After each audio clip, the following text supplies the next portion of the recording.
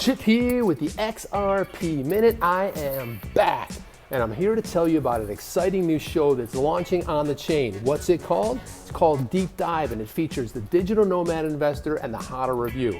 What are we going to be deep diving? Well, for starters, the coronavirus. Where did it come from? Was it manufactured in a lab?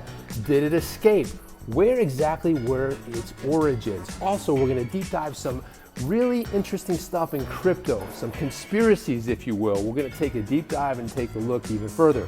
This show, Deep Dive, airs every Thursday at 10 p.m. Eastern Time. Now, if you missed it, it's not a problem. You can always go on the YouTubers, and you can find it. You'll be able to watch it, but you're not going to want to miss it. It's going to be fun. Also, I've got some other good news for you guys. SEC Hester Pierce made an announcement. You're going to want to hear this.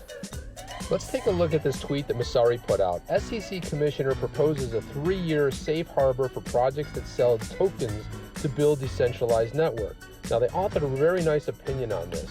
The SEC Commissioner, known as Hester Pierce, she unveiled a proposal to create a regulatory safe harbor for projects that sell tokens to build these decentralized networks. Now, as long as the issuers follow rules that apply to initial fundraisings, they will have 3 years to build a functional, decentralized network during which the SEC will not apply the registration and trading provisions of the securities law.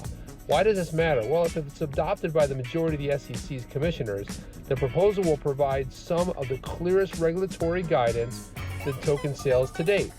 With clear regulatory guidelines, the proposal paves the way for token sales to make a comeback, this time around in compliant fashion.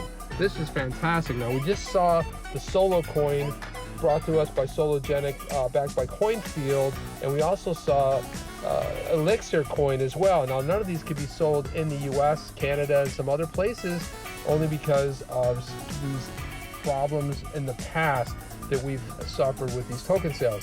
This is very good news. I'm very happy to hear this. 2020 is shaping up to be something pretty special.